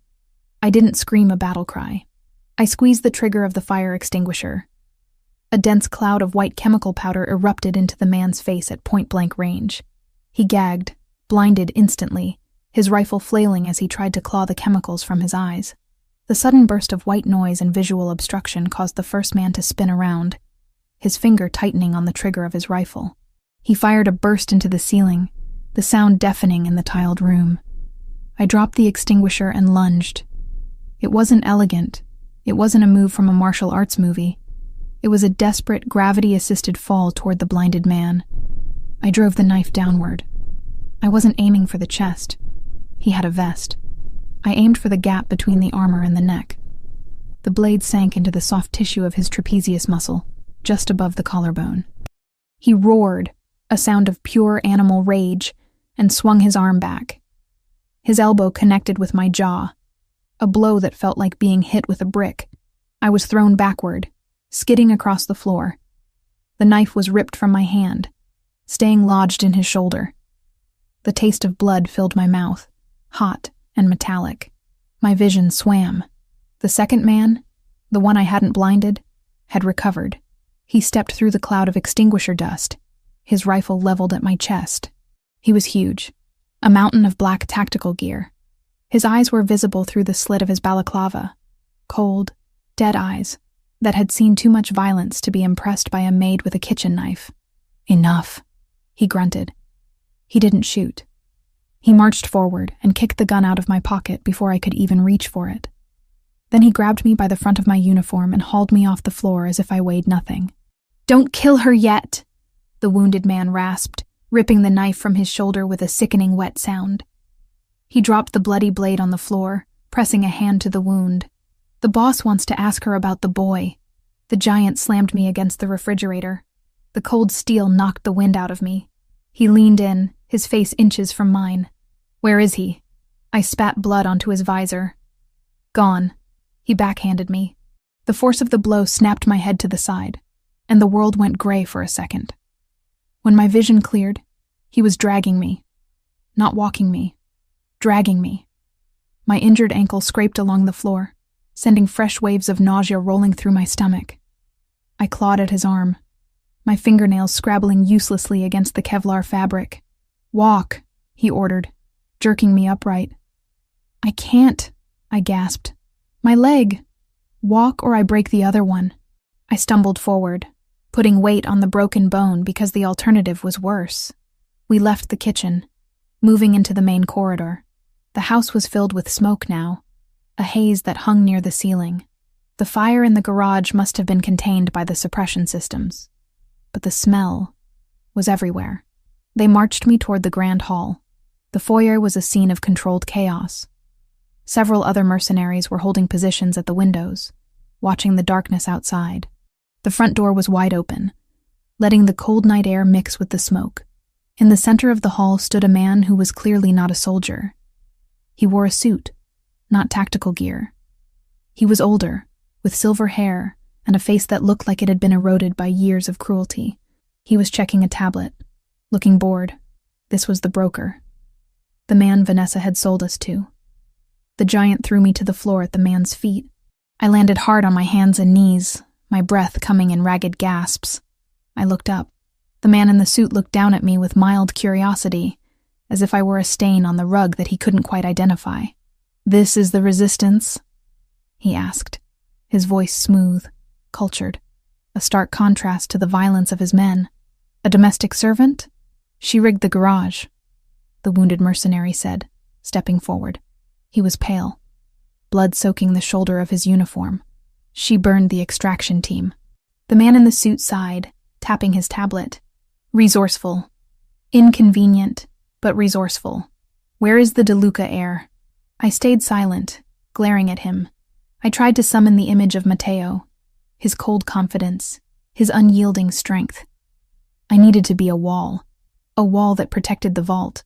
"I asked you a question, my dear," the man said, crouching down so his face was level with mine. He smelled of expensive tobacco and mints. "We have drilled the locks on the upper floors. The boy is not in his room. He is not in the playroom. He is not in the staff quarters, which leaves the hidden spaces, the panic rooms. He's not here." I lied, my voice rasping. "I sent him away. Before you breach the perimeter." "Impossible." The man smiled, a thin reptile expression. "We have been watching the thermal feeds for hours. No one left the house. The boy is inside, and you know exactly where." He stood up and nodded to the giant. The mercenary grabbed my hair, yanking my head back. He pressed the cold barrel of his pistol against my temple. The metal felt like ice against my skin. "Matteo DeLuca is a man of secrets," the suit said, walking around me in a slow circle. "He builds vaults. He builds tunnels. But every lock has a key. And right now, you are the key. Go to hell," I whispered. The man stopped walking. He looked at his watch. "We are running out of time. The fire department will be here in 10 minutes. DeLuca may be sooner. I need the boy now. If we have the boy, we have the leverage to walk out of here. If we don't," he shrugged, "then we have to leave a message. A very messy message." He signaled the mercenary. "Break her fingers. One by one. Start with the left hand. She's right-handed, judging by the knife work." The giant holstered his gun and grabbed my left hand. His grip was like a vice. He isolated my index finger. "No!" I screamed, trashing against him. "No, I don't know. I swear." "Where is he?" the suit asked calmly. "I won't tell you. You'll kill him." "We won't kill him. He's worth $50 million. You, however, are worth nothing." The giant applied pressure. Pain, sharp and blinding, shot up my arm. He was going to snap it. "Wait!" I shouted. "Wait!" The pressure stopped. The suit raised an eyebrow. "Yes?" "The wine cellar," I sobbed, slumping forward in defeat. I had to give them something. A decoy, a half-truth. "He's in the wine cellar. There's a crawl space behind the racks." The suit smiled. "See? Was that so hard?" He turned to the wounded man. "Check it. Take 2 men. If the door's locked, blow it." The men ran toward the kitchen. I squeezed my eyes shut. I had bought maybe 3 minutes. They would find the vault door. They would see the keypad. They would start drilling. "And you," the suit said, looking down at me. "You have been a nuisance." "I don't like nuisances." He pulled a sleek silver pistol from inside his jacket. He didn't look angry. He looked efficient. He racked the slide. "You have served your purpose." He aimed at the center of my forehead. I stared down the barrel. It looked like a tunnel. A dark, infinite tunnel. I didn't pray. I didn't think of my mother. I thought of Leo, safe behind steel. I thought of Matteo. I kept my promise. I thought, he's safe. The man's finger tightened on the trigger. I saw the muscles in his forearm flex. Click. The sound wasn't the gun firing. It was the sound of the main breaker tripping. The lights in the grand hall died. Total, absolute darkness swallowed the room. The emergency strobes in the kitchen were too far away to reach us here. The blackness was heavy, suffocating. "What?" the suit hissed. "Flashlights. Now!" Then we heard it. From the driveway, cutting through the sound of the rain and the distant sirens. The sound of an engine, not a truck, not a police car. A V12 engine screaming at the red line. It was a sound of pure mechanical aggression. Screech. The tires tore at the gravel right outside the front door. "Contact." One of the mercenaries at the window shouted, "Vehicle approaching fast." It's... Crash. The car didn't stop. The front of Mateo's armored sedan smashed through the heavy oak doors of the mansion, sending wood and glass exploding into the foyer. The headlights cut through the darkness like lasers, blinding everyone. The car skid to a halt in the middle of the grand hall, crushing an antique table under its wheels. The mercenaries scrambled back, raising their weapons, blinded by the high beams. The driver's door flew open before the car had even fully stopped. Matteo De Luca stepped out. He wasn't wearing his suit jacket. His white shirt was unbuttoned at the collar, sleeves rolled up. In his hands, he held a carbine rifle. He didn't look for cover. He didn't shout instructions. He stood in the open, bathed in the light of his own headlights, looking like a demon summoned from the underworld. The man in the suit, the one who had been about to execute me, shielded his eyes, trying to aim. Matteo didn't hesitate. He raised the rifle. The king had returned to his castle, and he had brought the storm with him. The arrival of Matteo De Luca was not merely an entry. It was a localized tectonic shift that rearranged the hierarchy of power within the room instantly. The sedan sat in the center of the foyer, its engine block ticking from the heat, surrounded by the shattered remains of the antique front doors and a cloud of drywall dust that swirled in the beams of the headlights. The man in the suit, the broker who had held my life in the balance only seconds prior, was blinded by the harsh illumination. He raised his hand to shield his eyes, his silhouette stark and trembling against the wall behind him. Matteo moved with a fluidity that belied the violence he was unleashing. He did not seek cover. He walked straight into the kill zone, his carbine raised to his shoulder, his expression a mask of frozen fury. The mercenary nearest the window tried to bring his weapon to bear, but he was too slow. Matteo fired 2 rounds. The sound was not a bang, but a sharp, cracking whip crack that echoed painfully in the confined space. The mercenary crumpled, his weapon clattering uselessly to the marble floor. The broker scrambled backward, tripping over my prone form.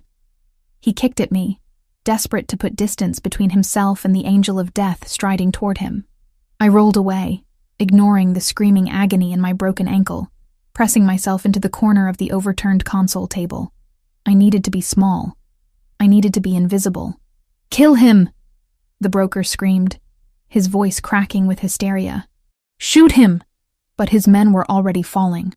From the shattered entrance, dark shapes poured in behind Matteo, Marco and the elite security detail. They moved like shadows, precise and lethal. The room filled with the stroboscopic flashes of muzzle flares. It was a cacophony of controlled destruction. Bullets chewed into the plaster, shattered the remaining mirrors, and tore through the expensive upholstery of the furniture. The giant who had threatened to break my fingers roared and charged Matteo, abandoning his firearm for brute force in a suicidal bid for glory. Matteo didn't flinch. He dropped the carbine to its sling, sidestepped the charge with the grace of a matador, and drove a knife into the man's kidney. The giant fell with a wet thud. Matteo didn't look down. He stepped over the body, his eyes locked solely on the broker.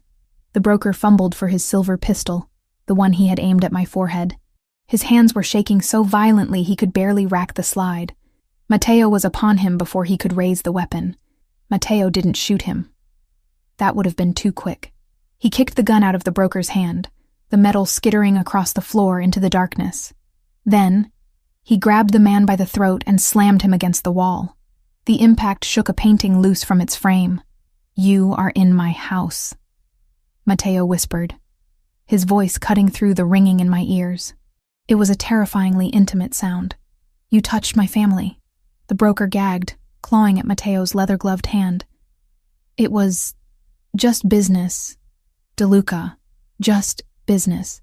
Business is negotiable," Matteo said, tightening his grip until the man's face turned a mottled shade of purple. "This is extinction." Matteo drew his sidearm and pressed the barrel under the man's chin. There was no hesitation, no moment of moral conflict. He pulled the trigger. The broker slid down the wall, leaving a streak of crimson behind him. His business concluded permanently. The room fell silent. The gunfire had ceased. The only sounds were the heavy breathing of the security team, the distant wail of sirens approaching from the city, and the crackle of the fire in the garage that was finally dying down under the suppression system. Matteo stood amidst the carnage, his chest heaving. He looked around the room, scanning for threats, scanning for movement. Then, his eyes landed on me. I was huddled in the corner, covered in dust, blood, and the chemical residue of the fire extinguisher. My leg was bent at an unnatural angle, and I was shivering uncontrollably from the adrenaline crash. The weapon dropped from his hand. He crossed the distance between us in 2 strides, falling to his knees on the glass-strewn floor. He didn't care about the shards cutting into his trousers. He reached out, his hands hovering over me, afraid to touch, afraid he might find something broken that couldn't be fixed. "Sarah," he breathed, his voice raw. "Look at me." I lifted my head. I tried to speak, but my throat was parched and swollen from the smoke. All I could manage was a ragged exhale. "I'm here," I whispered. He pulled me into him. It wasn't a gentle embrace. It was a collision. He buried his face in my neck, his arms wrapping around me so tightly it almost hurt. I could feel his heart hammering against my chest, a frantic rhythm that matched my own. He smelled of gunpowder and rain, a scent that would forever define safety in my mind. I thought I was too late.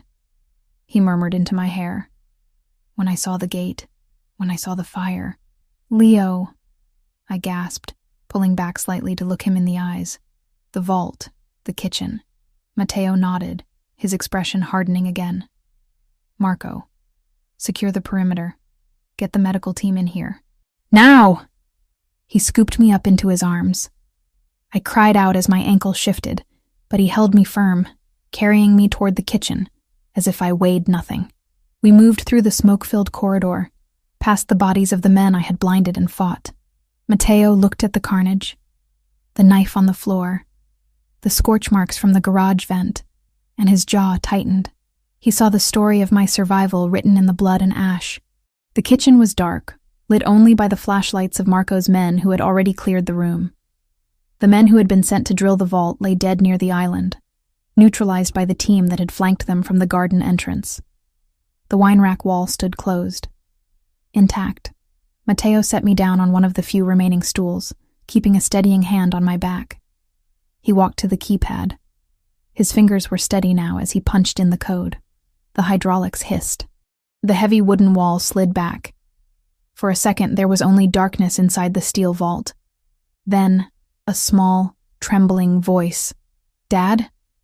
Matteo dropped to his knees at the entrance. "Leo, it's me. It's over." Leo ran out of the darkness, Barnaby close at his heels. The boy launched himself into his father's arms, sobbing.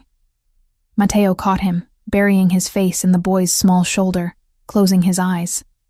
It was a tableau of relief so profound it felt like an intrusion to watch. Barnaby barked, running circles around them, his tail wagging furiously. Leo pulled back, wiping his eyes with dirty hands. "Sarah hit us. She played the quiet game. She went outside to trick the bad men." Matteo looked up at me over his son's head.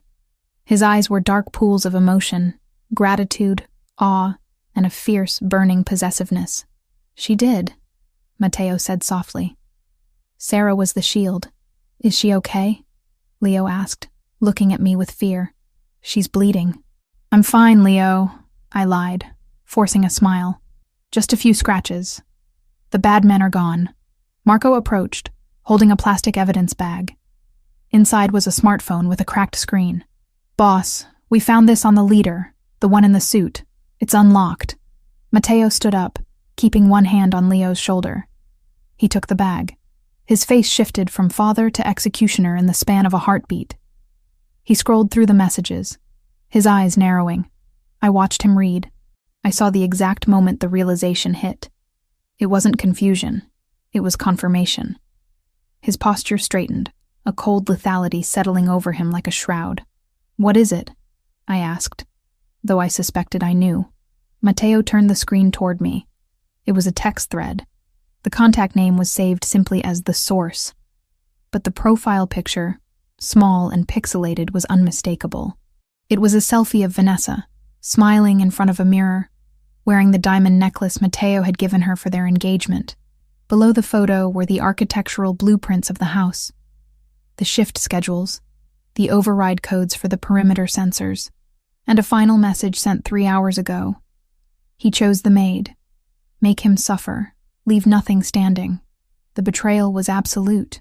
She hadn't just sold information. She had ordered a massacre. She had signed the death warrant for a 6-year-old boy because his father had bruised her ego. She gave them everything, Matteo said, his voice terrifyingly calm. She sold my son to the cartel. She's at the Grand Hotel, I said, remembering where Marco had dropped her off. She thinks she won. Matteo handed the phone back to Marco. Take Leo and Sarah to the medical wing. Do not leave their side. If a fly buzzes too close to them, kill it. Where are you going? I asked, reaching for his hand. He squeezed my fingers, his touch gentle but brief. To make a phone call. He walked out of the kitchen, stepping over the debris of the battle. He didn't go to the car. He went to his private study, the one room in the house that had remained untouched by the violence.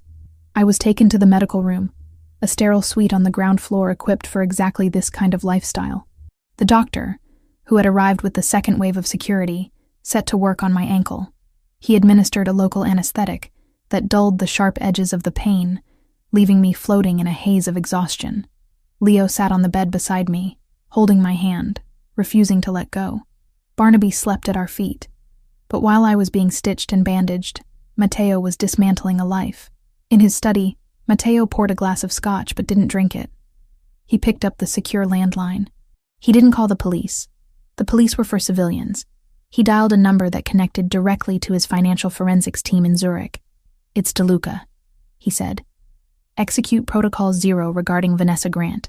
Sir, 0 implies total asset liquidation and identity flagged for terror financing.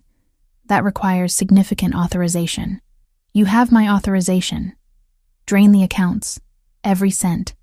Checking, savings, trust funds. Funnel it all into the charity for orphans we support. Leave her with nothing but the clothes on her back.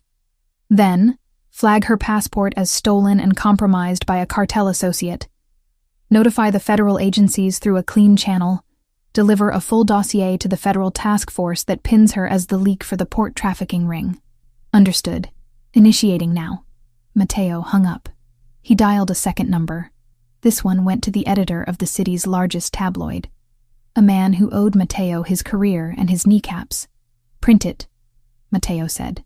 The photos of her with the cartel lieutenant, the drug use, the embezzlement from her father's campaign funds, all the fake evidence we have in the vault for a rainy day. It pours tonight. It will be on the front page by morning, Mr. DeLuca. She'll be a pariah. I want her toxic, Matteo commanded. I want her own father to be unable to look at her without seeing his own political ruin. Make sure everyone knows. She is radioactive. He made one final call. To the senator, Vanessa's father. The senator answered on the second ring, sounding sleepy. Matteo, it's 3 a.m. What is the meaning of this? Your daughter just tried to have my son killed, Matteo said. The silence on the other end was deafening. I have the texts. I have the transfer logs. I have the confession of the men who died screaming in my hallway. Matteo, wait. We can discuss. There is no discussion. If you attempt to shield her, if you attempt to use your office to help her, I will release the files I have on your offshore accounts in the Caymans. You will let her fall. You will disown her publicly, or you will go down with her. I understand, the senator whispered. She is unstable. I will issue a statement. Matteo hung up the phone. He took a sip of the scotch. It wasn't violence. He hadn't touched a hair on her head. But by the time the sun rose, Vanessa Grant would be homeless, penniless, facing federal prison, and abandoned by her family. She would be a ghost in a city she used to rule. It was a fate worse than death for a woman like her. Matteo returned to the medical wing an hour later. He had washed the blood from his hands and face, though his shirt was still stained. He looked tired, the adrenaline finally fading to reveal the toll the night had taken. He walked over to the bed. Leo had fallen asleep, his head resting on my shoulder. I was awake, watching the door, waiting for him. "Is it done?" I asked softly. "She will never hurt us again," Matteo said. He pulled a chair close to the bed and sat down, leaning forward to rest his elbows on his knees. He looked at Leo, then at me. "The cartel will retreat. They lost their best strike team and their inside man. They know now that the cost of coming here is too high. We are safe.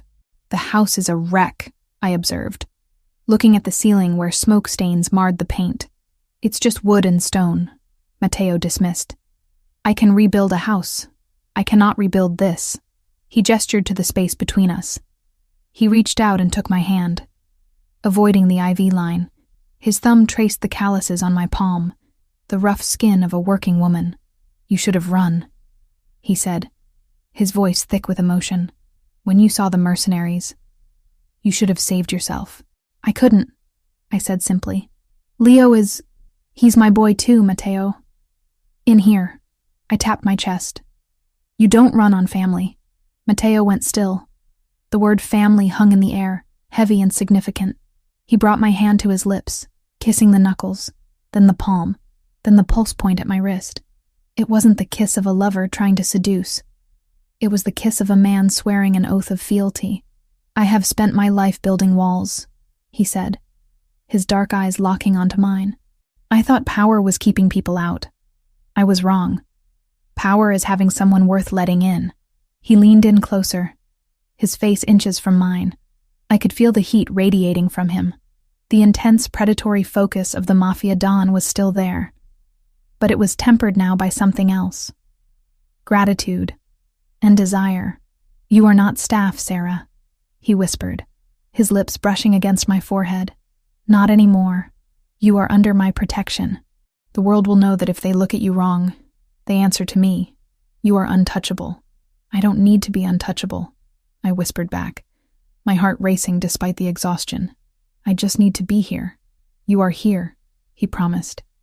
"You are staying right here." He kissed me then. It was a searing, possessive kiss that tasted of survival. It sealed the unspoken contract between us. The maid and the mobster were gone, replaced by a woman who had walked through fire and a man who would burn the world to keep her warm. Outside, the dawn began to break, painting the sky in shades of bruised purple and blood orange. The storm had passed. The wreckage of the night lay scattered around us, but in the center of the chaos, the foundation held. We were battered. We were bleeding, but we were standing. As I drifted off to sleep, safe in the shadow of the man who had just dismantled an army for me, I knew that life at the DeLuca estate would never be quiet again, but it would be ours. The sun rose over the shattered gates, illuminating the path forward. Vanessa was a memory. The cartel was a warning. And I was exactly where I belonged. Several days passed in a blur of recovery. The house swarmed with contractors, not just cleaners. Matteo was fortifying the castle, but he was also changing it. The cold, museum-like atmosphere was being stripped away. The white leather sofas that had been ruined by my blood were replaced with warmer, softer fabrics. The sharp edges were being softened. I insisted on getting up as soon as the doctor allowed me to hobble on crutches. I found Matteo in the garden, overseeing the repair of the perimeter wall. He wasn't wearing a suit. He was wearing jeans and a black t-shirt, looking less like a CEO and more like the man who had pulled me from the mud. He saw me and immediately walked over, offering his arm for support. "You should be resting," he chided, though his eyes were warm. "I was going crazy in that room," I admitted. "Besides, someone needs to make sure the roses aren't trampled by the construction crew." Matteo chuckled. "The roses are safe, and so is the boy. He's inside teaching Marco how to play a video game. I believe Marco is losing badly." We walked slowly along the stone path. The air was crisp, smelling of wet earth and blooming jasmine. "I have news," Matteo said, stopping near the fountain. "Regarding our former problem. Vanessa? She was arrested this morning at the airport. She tried to board a flight to Dubai using a fake passport. The authorities were waiting. The press was there too. It was undignified. I felt a pang of pity, but it was fleeting. She had thrown a puppy into a storm and a child to wolves. She earned her cage. And the senator? He issued a statement condemning her actions and stepping down from his committee chair to focus on family matters. His career is effectively over. He chose to cut the limb to save the body, but the infection had already spread. So it's really over, I said, leaning against the stone rim of the fountain. The threat is over, Matteo corrected. But we are just beginning. He turned to face me fully. He reached into his pocket and pulled out a small velvet box. My breath hitched. Don't panic, he said, a smirk playing on his lips. It's not a ring, not yet. I know you like to do things in the proper order. He opened the box. Inside was a delicate gold chain with a small pendant. A shield with a lion engraved on it. The DeLuca crest. This belonged to my mother, he said, fastening it around my neck. The metal was cool against my skin. She wore it every day. She said it reminded her that her job wasn't to obey my father, but to protect the heart of the family. You protected the heart of this family, Sarah. You saved Leo. You saved me. I touched the pendant, tears pricking my eyes. Matteo, Wear it, he commanded softly. It tells everyone who sees it that you are under my banner. It tells them that you are the lady of the house in everything but name. And when you are ready, we will fix the name too. I looked at him, at the raw honesty in his face. I had come here looking for a paycheck to save my mother. I had found a war, a child who needed a mother, and a man who needed a soul. I'm not going anywhere, I said. Good, Matteo replied, pulling me close for a kiss that made my toes curl in the grass. Because I fired the agency. You don't work for them anymore. You belong to me. Is that a threat, Mr. DeLuca? I teased, breathless. It's a promise, Sarah, he growled playfully. Now, let's go inside. Leo wants pancakes, and I have no idea how to turn on the stove without summoning the fire department again. We walked back toward the house, the sun shining on the broken windows and the scarred walls. It wasn't perfect. It was messy and dangerous and complicated, but as I listened to Leo's laughter drifting from the open door, I knew it was the most beautiful thing I had ever heard. The bruises on my arms had faded from angry purple to a dull, sickly yellow, a physical testament to how time was supposed to heal all wounds. But the architecture of the DeLuca mansion was healing faster than I was. Within 2 weeks of the assault, the shattered oak doors had been replaced with reinforced steel disguised as mahogany. The drywall in the foyer, pockmarked by stray bullets, had been smoothed over and repainted a shade of cream that looked too innocent for the violence it covered. The house was forgetting. The stone and mortar were moving on. I, however, was not. I stood by the window in the newly renovated library, watching the perimeter guards patrol the grounds. There were more of them now. They moved in pairs, carrying rifles that were no longer concealed. Matteo had turned his home into a fortress, a sovereign state where his word was law and his borders were absolute. And every time I looked at those men, every time I saw the new infrared cameras blinking in the corners of the ceiling, I felt a crushing weight of guilt settle in my chest. They were here because of me. The logic was cold and inescapable. The cartel had targeted the house because they knew Matteo had a weakness. Vanessa had sold that weakness, yes, but the weakness existed regardless of her betrayal. I was the civilian in a war zone. I was the soft underbelly of the beast. During the attack, the broker had used me to get to Leo. Next time, and in this world, there was always a next time. They wouldn't hesitate. They would use me again. They would put a gun to my head to make Matteo surrender, or worse, to make him choose. I touched the gold pendant Matteo had given me in the garden. The lion crest. It felt heavy against my collarbone. A beautiful shackle. He had called me a shield. But looking at my reflection in the dark glass of the window, I didn't see a shield. I saw a liability. I saw a target painted on the back of the man I loved and the child I adored. I loved them enough to die for them. That had been proven in the garage. But the harder question, the one that had kept me awake for 3 nights straight, was whether I loved them enough to leave them. To stay was selfish. To stay was to bask in Matteo's protection and Leo's laughter, while knowing that my presence increased the threat level of their lives. If I removed myself, the equation changed. Matteo would return to being the untouchable, solitary king. Leo would be the protected heir, guarded by professionals, not a maid with a kitchen knife. The decision didn't come with a burst of tears or a dramatic collapse. It arrived with a silent, suffocating clarity. I had to go. I had to scrub my existence from these halls so that they could be safe. I waited until the grandfather clock in the hall chimed 2 in the morning. The house was asleep. The night shift security was patrolling the exterior, but the interior was quiet. I went to my room, not the guest suite anymore, but a beautiful room on the 2nd floor that Matteo had insisted I take. I didn't pack the silk blouses or the cashmere sweaters he had bought for me over the last few weeks. I didn't pack the jewelry. I took my old duffel bag from the back of the closet, the one with the broken zipper I had arrived with.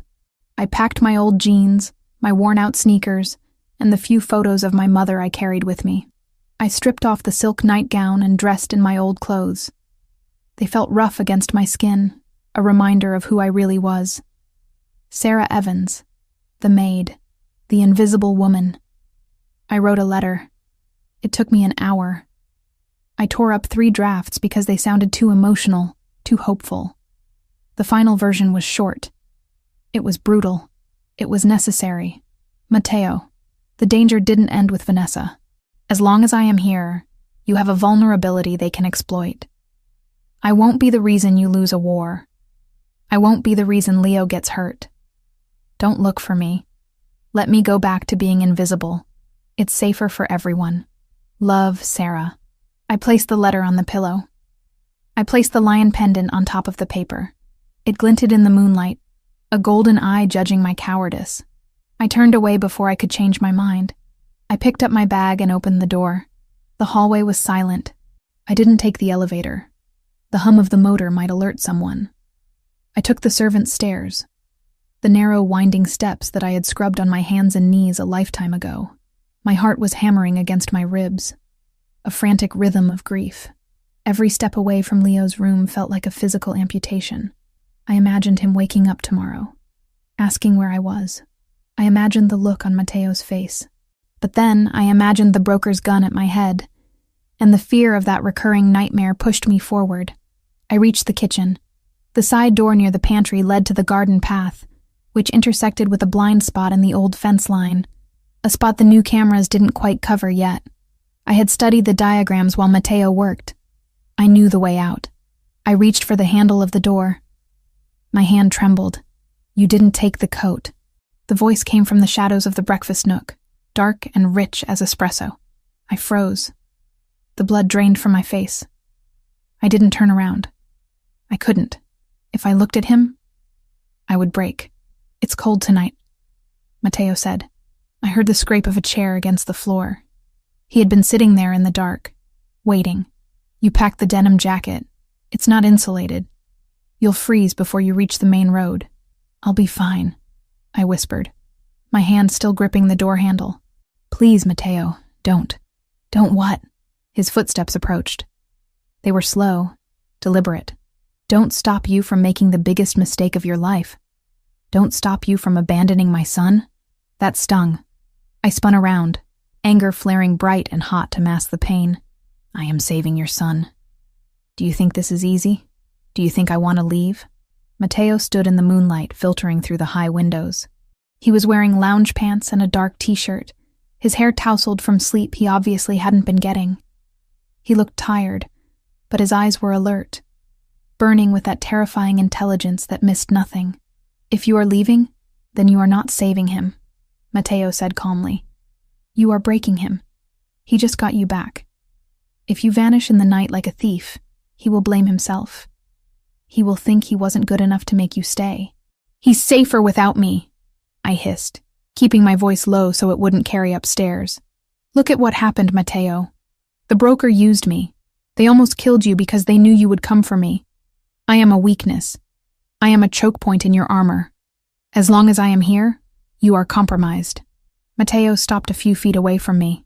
He crossed his arms over his chest, studying me as if I were a complex tactical problem he had already solved. You think you are the weakness? He asked softly. I know I am. I'm not trained. I'm not one of your soldiers. I'm just... Sarah. You are the woman who blinded a mercenary with a fire extinguisher, Matteo countered. You are the woman who ignited a fuel tank to signal my approach. You are the woman who realized the threat before my highly paid security team did and put my son in a vault. You are not a weakness, Sarah. You are the only person in this house who acted with pure instinct. It was luck, I argued, tears stinging my eyes. Next time I won't be lucky.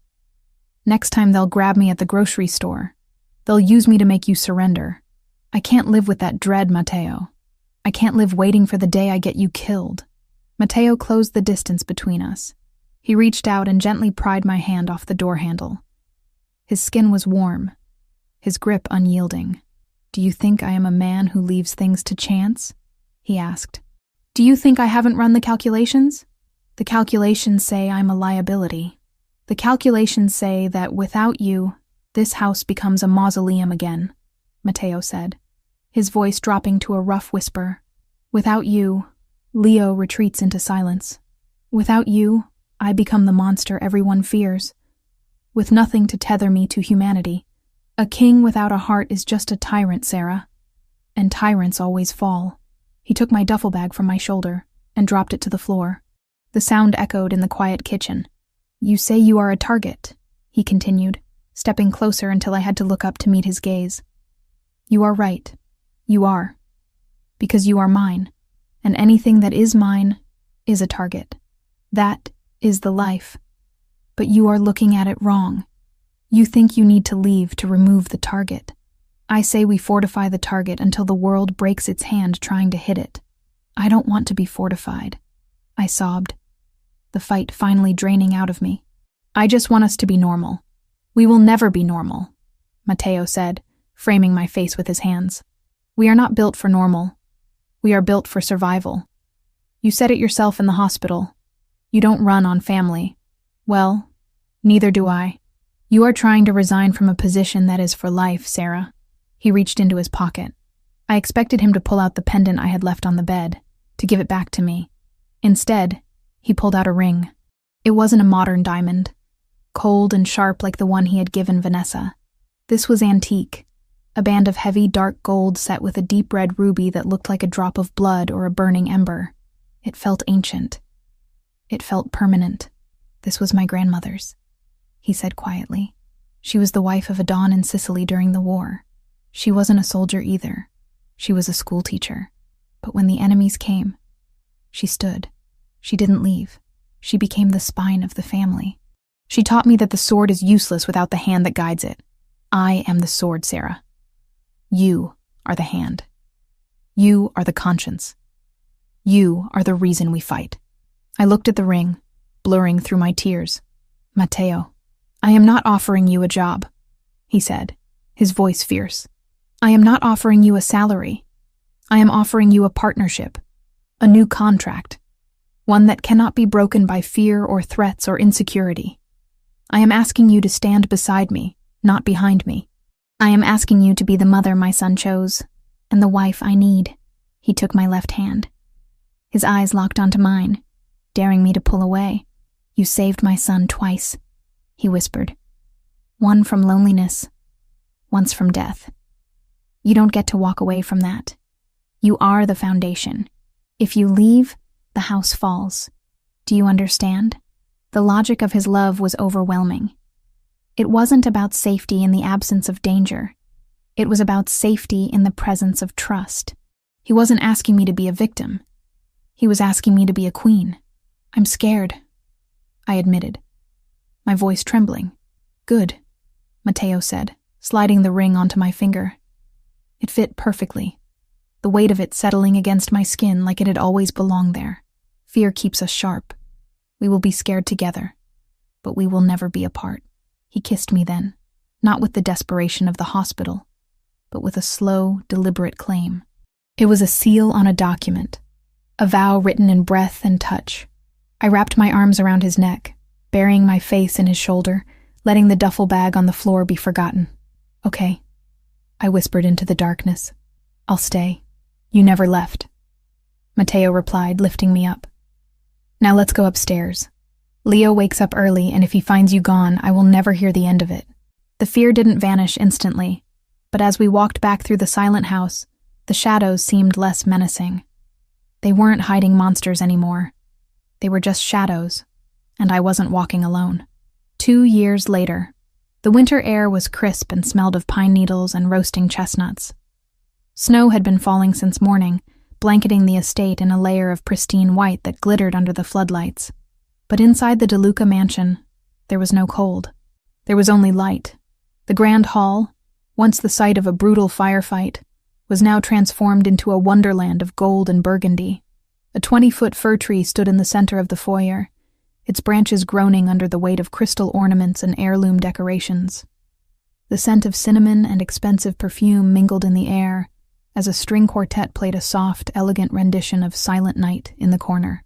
It was the annual DeLuca Christmas Gala, an event that the city's elite clamored to attend.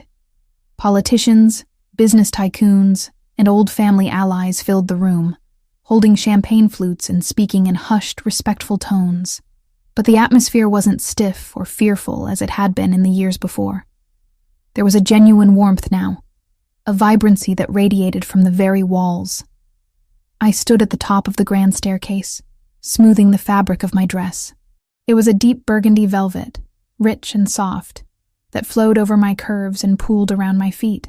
It was a far cry from the lilac uniform I had worn when I first walked up these stairs. I touched the ruby ring on my finger, then moved my hand to rest on the swell of my stomach. 8 months. The doctor said it was a girl. Nervous? I turned to see Leo standing beside me. He was 8 years old now, taller, his shoulders broadening. He wore a miniature version of his father's tuxedo, complete with a bow tie that was slightly crooked. A little, I admitted, fixing his tie with practiced hands. There are a lot of people down there. They're just people, Mom, Leo said, rolling his eyes with the confidence of a boy who knew exactly where he stood in the world. Besides, Dad is down there, and Barnaby. I looked down. Barnaby, now a massive, majestic golden retriever with a coat like spun gold, was weaving through the legs of the guests, charming senators and heiresses alike. He was the unofficial mascot of the DeLuca family, and no one dared to complain about dog hair on their tuxedos. You're right, I smiled, kissing Leo's forehead. Ready? Ready. We began to descend the stairs. The conversation in the hall didn't stop all at once, but it rippled into silence as heads turned. I saw the faces of the city's powerful looking up. 2 years ago, they would have looked at me with scorn or curiosity.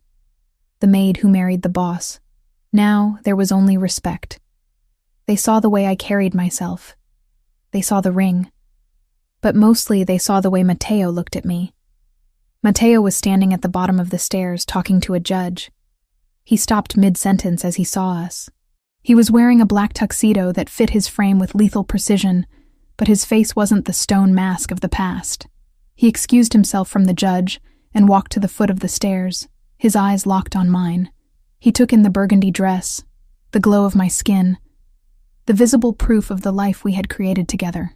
When I reached the bottom step, he offered me his hand. You look... He paused, searching for a word that was big enough. Victorious. I laughed softly, taking his hand. I feel heavy. Your daughter is doing gymnastics in there. Matteo placed his large, warm hand over mine on my stomach. She has spirit, like her mother. Leo tugged at Matteo's other sleeve. Dad, can I go give Barnaby a pig in a blanket? He looks hungry. Matteo looked down at his son, the boy who used to hide in closets, who used to be terrified of his own shadow. Now, Leo was engaging, happy, and secure. 1, Matteo negotiated. And don't let Vanessa's father see you. He's trying to lobby for a donation, and he's allergic to dogs. Awesome, Leo grinned, sprinting off into the crowd. Matteo wrapped his arm around my waist, pulling me close to his side. The heat of him was a constant anchor. We looked out at the party, at the life we had built from the ashes of that terrible night. Do you remember? Matteo asked quietly, his lips brushing my ear. The contract? The one where I promised to be the shield? I asked. No, he corrected. The one where I promised you family. He gestured to the room, to Leo laughing with a group of other children near the tree, to Barnaby stealing a canapé from a waiter's tray, to the swell of my belly where our daughter waited to join the world. I have made many deals in my life, Sarah, Matteo said, his voice deep with emotion. I have negotiated treaties that stopped wars. I have acquired companies worth billions. But that night in the kitchen, when you agreed to stay, that was the greatest victory of my life. I looked up at him, tracing the line of his jaw with my eyes. The monster was still there, buried deep, ready to rise if anyone threatened us. But for me, he was just the man who had walked through the rain. You didn't just give me a family, Matteo, I whispered. You gave me a purpose. We gave it to each other, he said. The music swelled, a waltz beginning to play. Dance with me, Mrs. DeLuca, he commanded softly. I'm waddling more than dancing these days, I warned. Then I will hold you up, he promised. I will always hold you up. He swept me onto the floor. As we moved under the glittering chandelier, surrounded by the power and the wealth of the city, I realized that none of it mattered. The marble, the gold, the reputation, it was all just scenery. The real story wasn't about a mafia boss and a maid. It was about a man who had forgotten how to love, and a woman who had forgotten she was worth loving. Finding each other in the wreckage of a storm, Matteo spun me gently, and for a moment, the room blurred. I saw the reflection in the window, a family, whole and unbreakable. The deal was sealed, the debt was paid, and as the snow fell softly outside, covering the scars of the past, I knew that this was finally enough.